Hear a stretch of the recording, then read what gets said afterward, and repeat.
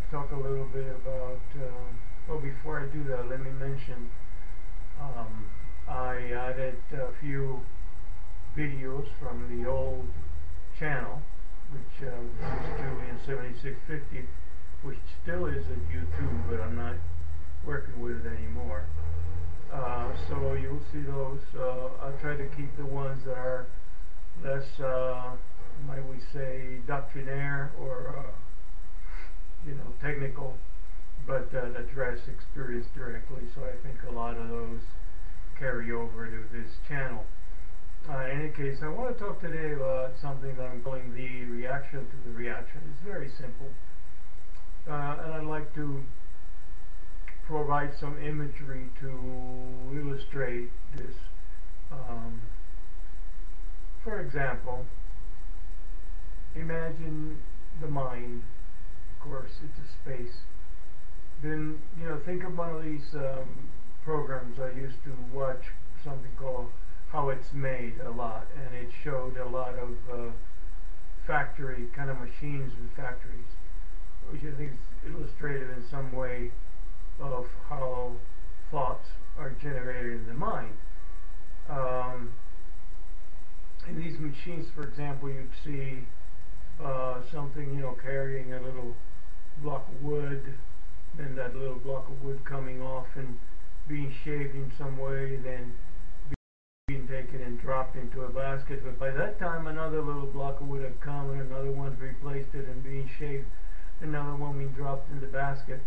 So it's you almost get the feeling of things are moving, but they're staying in place. That if you're identified with the section of the machine that shaves the block, then it's kind of like that's the current thought, and then that thought is dropped and a new one emerges, and you become identified with that one, and now you look at the last thought with the face or the head of the present thought, and the coming thought again with the view of the present thought, and then what was the coming thought becomes the present thought becomes the little one that gets thrown in the basket, and that's sort of the serial.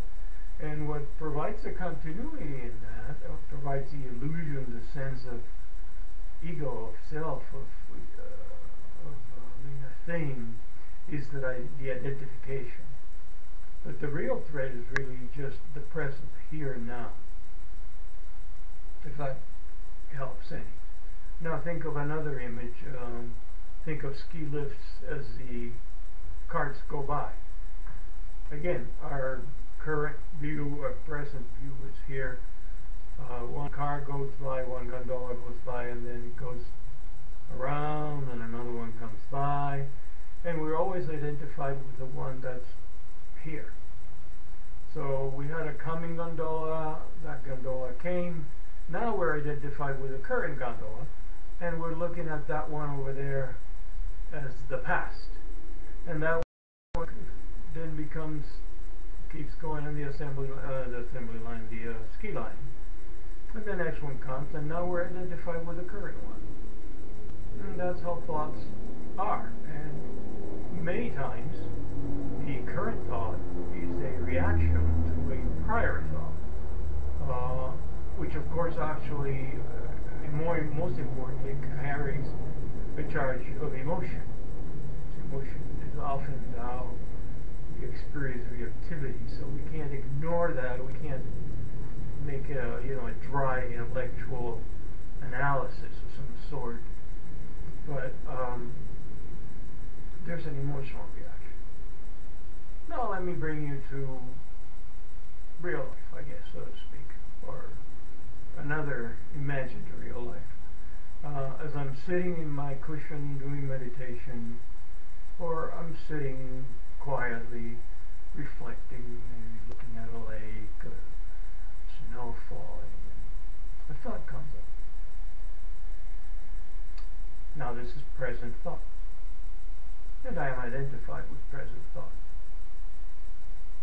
Then that thought gradually subsides, and there may be a gap which I may or may not notice. The more peaceful I am, the more tranquil I am, the more, there's a silence in between, and then another thought bubbles up, spontaneously. And again, there's the illusion that we think the thoughts, but actually these thoughts think themselves. So the next thought comes up, and now it's present thought, and I'm identified with that one, and that one subsides. And same thing as I portrayed with the metaphor of the gondola and the factory.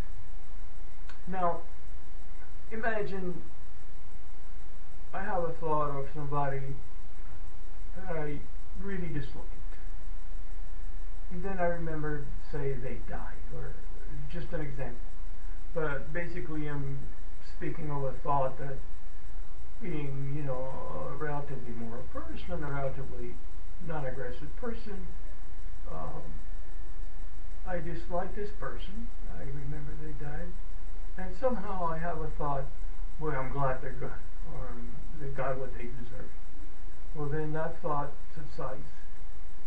A new thought comes up, and this is a reaction. The reaction is, oh my gosh, I shouldn't think things like that about so-and-so. People deserve to be respected. That's a terrible thought. And then that subsides. And another thought comes up, and wait, I practice meditation. I practice allowing every thought. I should just allow the thought and let it go, not get caught up in it, not identify with it. And, then there may be another thought, and another thought, and another thought. So that's my point. There's a reaction, and then a reaction, and then a reaction. And we can find ourselves caught in all kinds of chains. And if we learn to catch the reaction quickly, we're able, as the great master Dilgo Khyentse Rinpoche used to say, leave the rising in the rising. That's the sign of an accomplished meditator, the sign of a non-sticky Teflon mind, as Suzuki Roshi used to call it. We are in touch with the space of mind. Thought comes up. It's horrible. Or it's a wonderful thought. We don't pat ourselves on the back for having a good thought or a great thought or a clever thought. It's just a thought. Don't take it that seriously. It just thinks itself. And then it subsides. And now, it's as they say in the Zen or Dzogchen tradition, it's like the path of a bird in the sky. Or like riding in water. No trace. It's like fuel that's been burned 100.000%. No trace. That's what it's meant by that. So there's no reaction in that sense. There may be the first reaction because the thought, again, it's sort of a body-mind complex and thoughts arise. But for that, if you can just allow the space, everything subsides and settles. I'll give you another example. Suppose you're a diplomat and you're giving this party in which you have decided a reception. You have decided you will allow every opinion, every nation to come in, every delegate, and you will provide a space for their expression.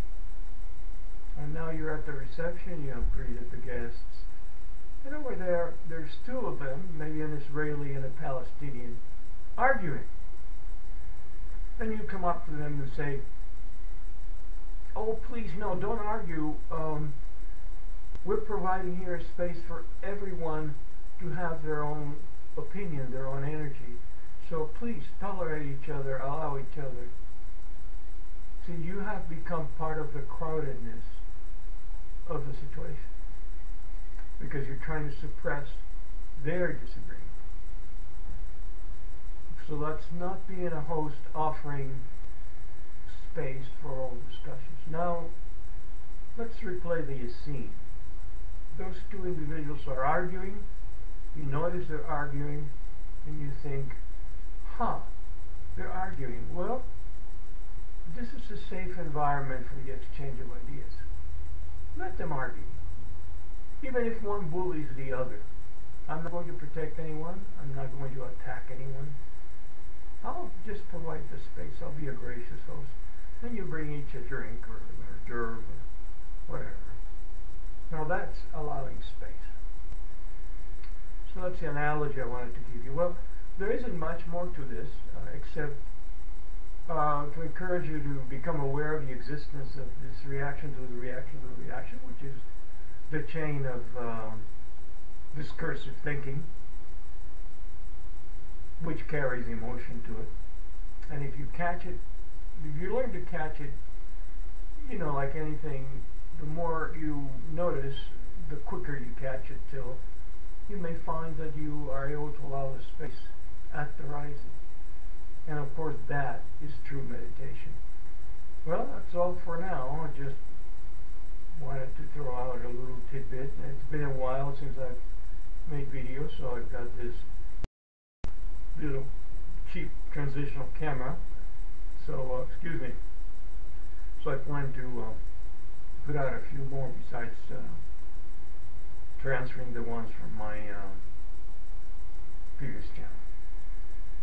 Be well and have a good practice.